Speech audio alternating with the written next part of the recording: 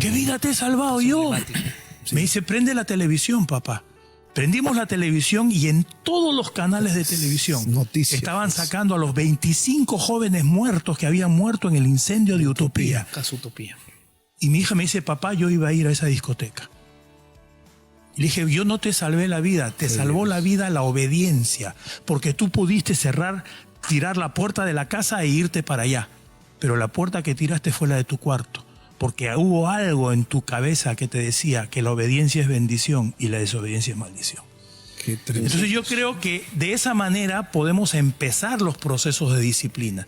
Cuando a los chiquititos, desde pequeños, les enseñamos principios que tienen fundamentos bíblicos y ellos se los van a ir quedando y los van a ir practicando. Por eso el Señor dice que les repitamos continuamente al despertar, al acostarse, que escribamos en los dinteles de las puertas, que les hagamos repetir, porque en la práctica y en la repetición está pues la adquisición de ese conocimiento, ¿no? Y esos principios quedan marcados. Por ejemplo, a mí mi mamá, desde joven me enseñó. Cuando ya era muchacho siempre me repetía, pero ya de joven capté y me decía, hijo, nunca te burles de una mujer, nunca lastimes el corazón de mujer. ¿Sabes por qué? Me decía, porque tienes una madre. Así es. Porque tienes una hermana y porque mañana tendrás hijas, me decía. ¿Y eso sabe qué ha producido? Yo nunca he sido un enamoradizo, o sea, yo nunca tuve novias. Aparte me convertí muy temprano y con la primera mujer que pude orar fue con la que me casé. Y eso fue porque, como usted dice, aplicaba, y ella me lo repetía todo el tiempo. Yo le decía, mami, pero yo no estoy con intenciones de tener una novia. Pero cuando llegó el momento, apliqué ese principio en mi vida. Todo lo que hagas, vas a cosechar. Claro, qué importante porque le dio, inclusive, como se dice, ¿no? Le dio el fundamento de por qué te lo estaba diciendo. Pero, y claro, y le daba la respuesta, ¿no? O sea, al niño que decía, pero ¿por qué? ¿Por qué? O sea, no solamente es decirlo, sino por qué, ¿no? Yo tuve una enseñanza que me dio mi padre de cuando era un adolescente, que regresaba del colegio y entré a la casa sin saludar. Entré y me senté en la mesa y dije, mi comida. Y estaba mi papá sentado en la mesa. Dijo, el perro mueve la cola cuando entra a la casa. Y tú no dijiste nada. ¿Sabes qué? Te me vas al colegio. Papá, te me vas al colegio. Y me sacó de la casa y se quedó parado en la puerta hasta que yo me vaya al colegio. Y cuando regresé, supuestamente, buenas tardes. Buenas tardes, buenas tardes. Y me sirvió. Desde ahí, a donde llegue siempre saludo, ¿no? Doctor, por ejemplo, yo me acuerdo que nosotros siempre le enseñábamos las palabras mágicas. Estas son las palabras mágicas. Gracias, ¿no? Por favor. Y eso siempre le repetíamos a nuestras hijas. Y yo me acuerdo que un día toca la puerta una de sus amiguitas y no dijo. Entonces mi hijita dice, te faltó la palabra mágica. Buenas tardes. Y entonces ella misma le empezó a enseñar lo que ella había aprendido en casa, ¿no? Ahora, ya que estamos entrando al ámbito de la enseñanza y la educación, es triste que en la actualidad los padres le estén delegando esa responsabilidad a los colegios, a los maestros, ¿no? Y no sale de casa estos principios o estos valores, ¿no? Yo lo digo porque el mayorcito está en kinder, ya va a entrar a la etapa inicial y yo quiero que aprenda en casa y que lo repita en el colegio, no que aprenda en el colegio cosas y lo venga a practicar en el hogar. Es que lo que pasa es que en el colegio nuestros hijos van a recibir conocimiento académico. Ahí van a aprender qué es 2 más 2. Ahí van a aprender lo que es literatura, qué es el boom latinoamericano. Pero en casa nuestros hijos aprenden el respeto, la empatía. El otro día yo fui con mi hijo a un restaurante y entramos con un pastor más que nos estaba visitando. Y cuando vino el muchacho de atender, nos atendió de entrada con muy mal ánimo, el joven que estaba atendiéndonos en la mesa, que se notaba su incomodidad. Y yo le dije, ¿cuál es el plato favorito? ¿Cuál es el mejor plato que hay acá? Y me dijo, bueno, el mejor plato, a ver, lo voy a volver en terminología peruana. El mejor plato aquí es seco de cordero o seco de res. Oh, qué rico, ¿es lo mejor? Sí, ¿eso me recomiendas? Sí, señor, me dice. Bueno, danos seco de res. No hay, me dice. Yo le dije, bueno, pero entonces me estás recomendando, sí, usted me ha hecho cuál es el mejor, no me preguntó si es que había. Ah, bueno. Y estaba así, chocante. Le dije, tráenos una chicha morada, sin hielo, y nos trajo la jarra más llena de hielo en toda mi vida. O sea, entonces el pastor me dijo, creo que nos vamos, ¿no, pastor? Nos está maltratando. Y mi hijo me miraba y decía, papi, sí. Y yo le decía, no, esperemos. Cuando terminó de atendernos, le agradecí y le dejé una buena propina. Y él se sorprendió, el muchacho, cuando vio la propina, porque él pensaba que lo que iba a dejar era una servilleta con insultos. Y cuando salimos, el pastor me dijo, pastor, usted siempre tan atento, tan amable. No, lo que quiero es que entiendan algo. Y aprovecho que está mi hijo, le dije. Porque mi hijo me estaba mirando. Le dije, no sabemos qué es lo que ha provocado que este muchacho me trate así. Qué es lo que él ha tenido en su corazón para actuar así. Pero de seguro que él no es así. Pasó unos meses y volví al restaurante esta vez con mi esposa. Y ni más entré, él me vio y me dijo, pastor. Y me metió, me puso a la mesa. Se acordó de la experiencia y me dijo, ahora sí hay seco de res, pastor. Le dije, no, ya no quiero. Yo también soy gracioso. Le dije, no, ya no quiero. Le dije. Y le dije después jugando, tráeme hielo con un poquito de chicha morada. Le dije. Y cuando terminó el vino, me atendió, me dio lo mejor. Y después me dijo, pastor, quiero invitarle este postre yo. Me dijo, ah, sí. Le dije, gracias. Y puso su brazo en mi espalda y me dijo, pastor, yo quiero agradecerle. Me dijo, mucho. Porque ese día que usted vino hace unos meses, yo estaba molesto terriblemente. Yo soy cristiano, yo lo conozco, sé que usted predica, lo escucho por las redes, pero yo estaba molesto porque le preguntaba a Dios por qué mi hermano se había suicidado. O sea, su hermano se suicidó y él, a pesar del dolor que estaba cargando, tenía que trabajar porque las deudas no esperan. Pero él estaba destrozado por dentro.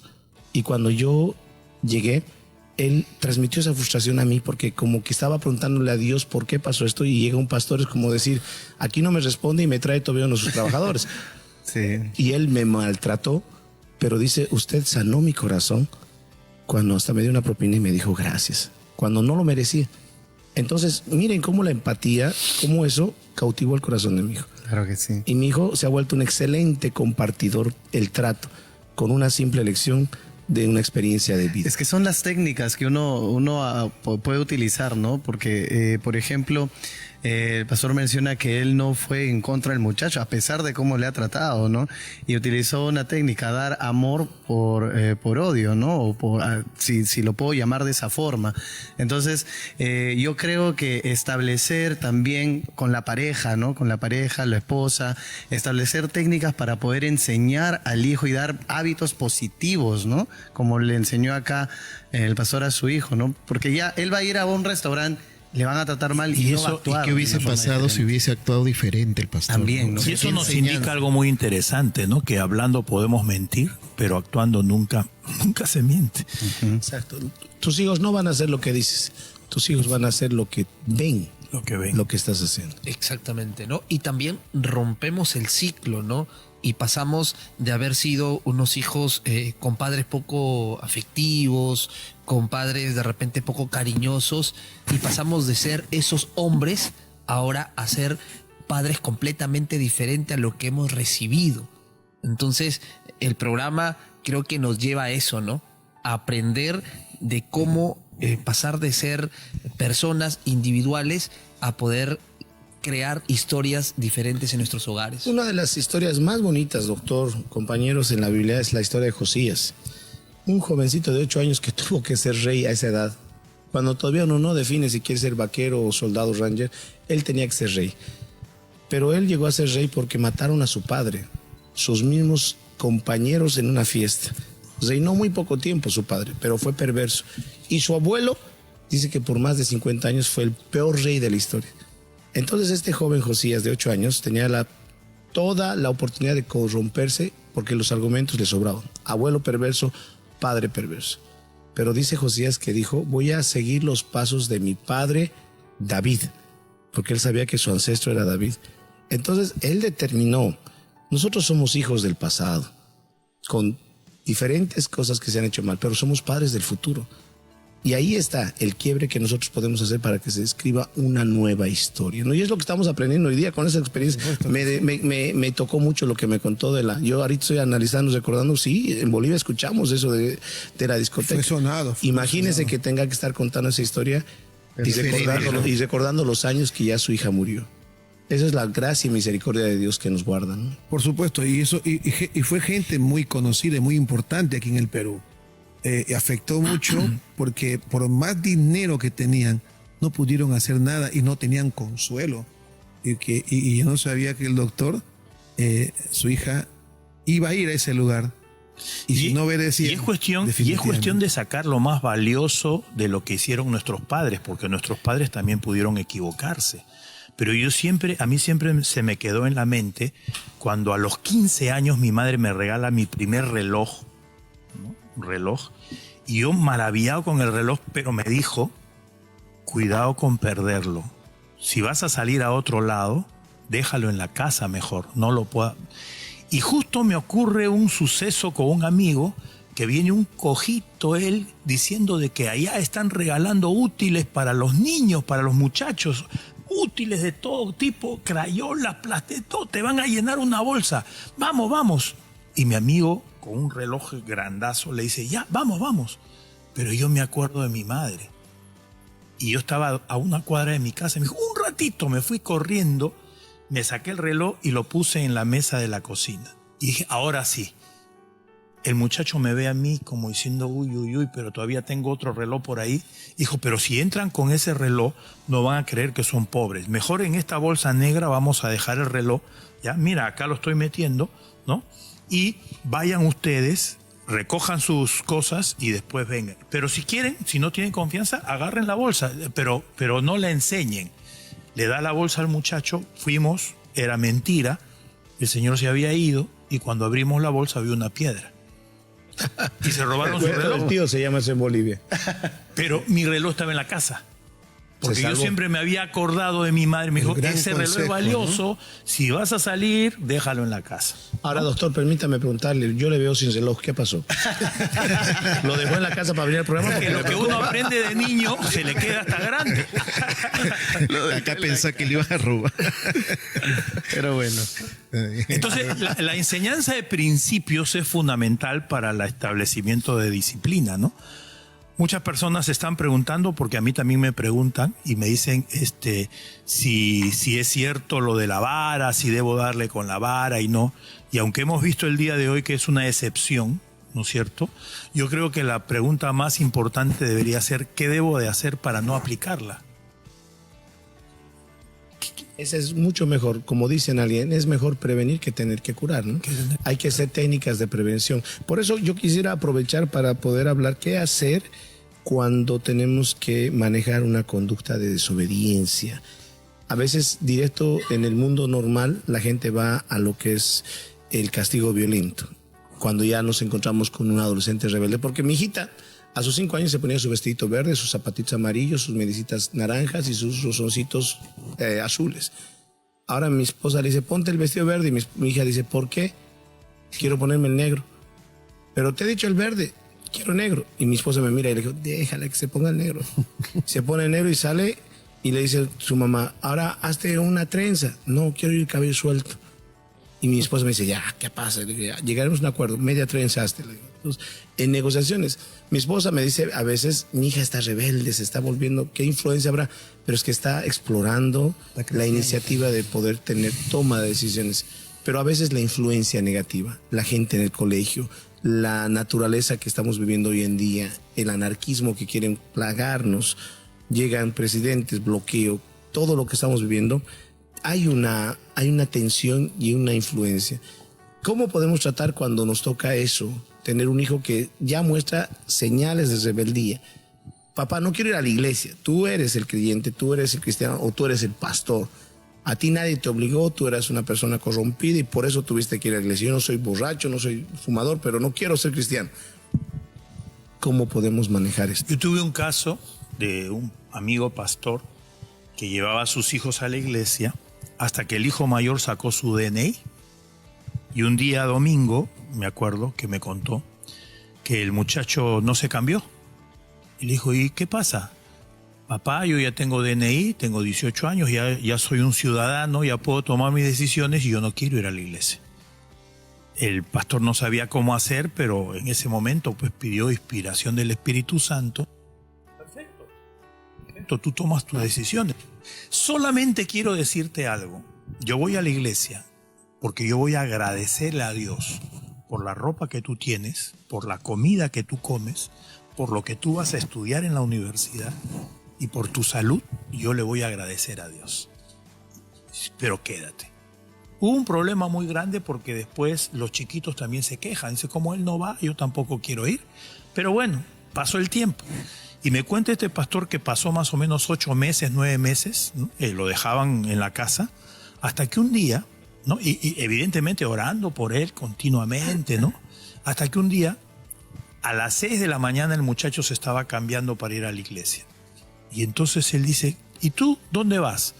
Y el muchacho le dice, papá, tú vas a la iglesia, me dijiste, a orar por mí, tú vas a la iglesia a darle gracias a Dios por mis alimentos y por la universidad que voy a seguir ahora, ¿y no sería mejor que yo mismo ore por mí y por lo que Dios me está dando? Por eso me voy a la iglesia. Entonces, ¿qué pasa? Hay un momento en que cuando, como dice Pablo en Romanos, ¿no? Hecha la ley, hecho el pecado. Entonces, muchas veces cuando nosotros comenzamos a negarle al muchacho algo, pero sin una razón, sin un principio que lo contenga, el muchacho va a generar rebeldía, ¿no? Es como el caso que estábamos hablando acá, ¿no? Que decía, no hagas esto, inmediatamente el muchacho lo hace, ¿no? Entonces, pero si nosotros actuamos con amor y le explicamos cuáles son las razones detrás de la situación, este muchacho va a entrar en razón, va a comenzar a pensar y va a comenzar a tomar sus buenas decisiones, ¿no? Ahora, yo también quería decirle algo interesante que me he acordado, y es el hecho de que pongamos nosotros siempre en mente cuando nosotros fuimos jóvenes o adolescentes, ¿no? Porque muchas veces nosotros señalamos, pero no nos acordamos, ¿no es cierto? Cuando la vaca fue ternera. No se acuerda. No nos acordamos de esto, ¿no? Entonces hay un principio psicológico que dice que para tratar a un adolescente debemos hacer nuestros ejercicios con un jabón y agua. Agarra una barra de jabón en la mano, llénala de agua y trata de que no se te caiga. Si tú la aprietas mucho, se va a resbalar y se va a caer. Si no la aprietas mucho, se va a caer. ¿Eso qué cosa quiere decir? El equilibrio que debe haber en el trato al adolescente. El adolescente está pasando por un momento muy difícil y tenemos que saber tener ese equilibrio de no apretar tanto para que se vaya, ni ser tan flojo para que se caiga, ¿no? Fíjese, doctor, que eso es lo que usted está hablando. Tuve esa experiencia con mi padre. Justamente cuando yo ya estaba como cristiano, como pastor, y mi hijo el mayor se había revelado definitivamente, un dolor de cabeza, vamos a decirle así. Uno oraba porque conoce a Dios, y le dije a mi papá, le digo, mi hijo está terriblemente. ¿Y sabes qué dijo mi padre? Yo lo veo a tu hijo y no está terrible como tú cuando eras adolescente. Acuérdate cuando eras ternerito. Ahora estás como vaca. ¿Y sabes qué te concluyo con esto? Espero que seas toro, hermano. No, literal no. Por favor. Como toro, como toro. Pero aquí hay que ¿sabes qué me considerar dijo? algo, ¿no? Es muy Justo importante. lo que él dijo. Es Mi muy papá importante dijo esto. así: yo te presioné mucho y tú te rebelaste más. Dale un poco de espacio y vas a ver que va a ser diferente. Y seguí el consejo de mi padre. Eso es muy importante lo que dice de dar espacio, todo, pero creo, ya desde mi punto de vista pastoral, que hay que saber poner límites consistentes, constantes. Por ejemplo, en mi casa, en su vida, ninguno de mis hijos, porque yo les he dado un hogar cristiano y me convertí a mis 11 años, en su vida han visto un cigarrillo. En su vida han visto a una mujer llorando porque el papá le fue infiel o porque le golpeó. Un día vino un pariente de mi esposa y quería quedarse en casa y estaba en la puerta con su cigarro. Yo le dije, lo siento, en mi casa nadie fuma, en mi casa no se ven novelas, películas de terror, en mi casa no entra una botella de bebida. Y él me miró y dijo, gracias Marcelo, se dio la vuelta y se fue a un hotel, porque él entendió. Entonces, llega el momento en que los hijos pueden tener ciertas determinaciones, como el caso que dijo el pastor del ejemplo, que es muy prudente, muy interesante, y decir, quizás no quiero ir a la iglesia. Bueno, algunos padres dirían, mientras estemos bajo este techo todos cumplimos las reglas. Otros podrán decir, está bien, pero ahí entra muy importante los límites. Porque si vamos a dar concesiones, no vaya a ser que mañana eso se pueda interpretar en pequeñas republiquetas. Porque conozco matrimonios cristianos que tienen a sus hijos y cuando entra a su cuarto están postes de rockeros, olor a marihuana, y los papás allá afuera están cantando himnos y alabanzas. Entonces, no se ha podido tener límites claros, consistentes. Esto no quiere decir que andemos votando a los hijos o esto, no, pero sino es decir, hijo, estas reglas son para ti como para el bebé que está nacido. Inclusive también, yo, y no se puede faltar estas reglas porque toda falta de reglas tiene consecuencias. Ahora, ya también hemos to- los ya que hemos padres no tocado- están preparados, que sus hijos ya crecieron, ¿no? Jimmy, o sea, ya siempre que- los ven muy pequeños y cuando son adolescentes como que se enfrentan a una realidad. Jimmy, ya que hemos tocado el tema de la adolescencia, quiero contar mi caso. A los 13 años, mi padre abandona el hogar. En un momento muy difícil para toda persona que atraviesa por esa edad. Para mí fue muy duro, muy duro. Mi corazón se llenó de cólera, de odio, de resentimiento.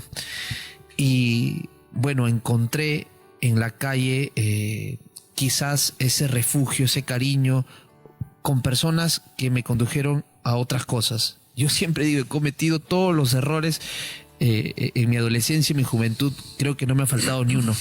Pero qué precioso conocer al Señor y que Él restaure y que Él sane las heridas que nos dejó esa adolescencia. Por la misericordia de Dios, mi padre volvió al hogar después de largos años y hoy podemos decir que estamos tratando de recuperar ese tiempo que perdimos. Mi padre nunca me decía hijo, pero una vez que yo comencé a mostrarle y a llamarlo papá, te amo mucho papá, te extraño papá, te necesito, él comenzó a llamarme hijo, hijo te quiero, hijo te amo.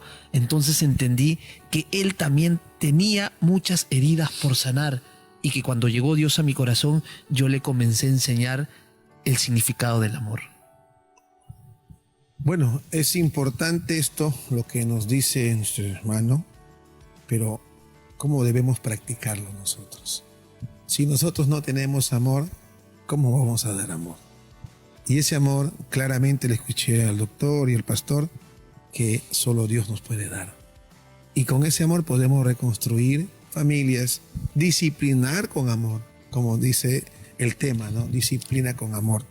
Y esto, la disciplina con amor es un enfoque que no solamente va a educar, sino que también construirá relaciones familiares sólidas y fomentará un desarrollo emocional y saludable. Eso es lo que hace el amor cuando nosotros disciplinamos. Y queremos que usted también, que nos está viendo en este día, aquí en el programa, pueda saber que nuestros hijos pueden tener ese amor y pueden ser disciplinados sin destrucción, sin destruirlo, sino con el amor de Dios. Yo creo que debemos tener una revisión constante.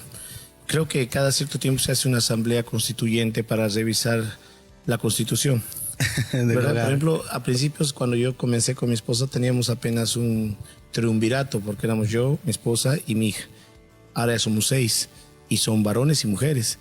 Creo que para terminar mi parte, doctor, es importante evaluar también, porque estamos en un mundo que está cambiando todo el tiempo y que tenemos que aceptar. Por ejemplo, cuando yo hablo del celular, no quiere decir que el celular es diabólico, sino es que tenemos que saber manejar y darle pautas y mucha presencia de los padres. Vamos equilibrando entonces nuestra actuación como padres para no irnos a un extremo ni a otro extremo. Siempre con principios, que es lo más importante, buscar principios porque los principios tienen sustento para que un niño lleno de principios pueda ser el producto de una buena disciplina, ¿no?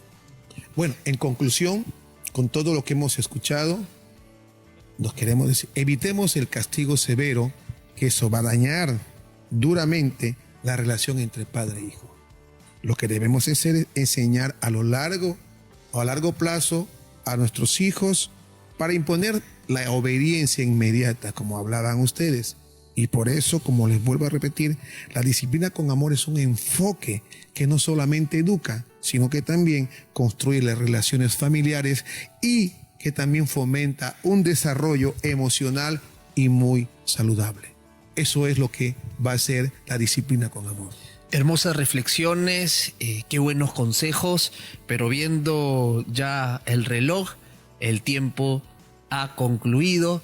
De esta manera estamos terminando un nuevo programa de Hombres a Padres. Gracias por estar ahí conectados, gracias por ayudarnos también a resolver nuestras interrogantes a través de sus comentarios y gracias por haber estado ahí a través de la señal de Betel Televisión. Con nosotros será hasta una próxima edición de este su programa de Hombres a Padres. Gracias. Gracias por estar ahí, gracias por sus comentarios. Lo has visto. Gracias. El del celular. Ustedes son parte de este programa. No uso reloj como usa el doctor.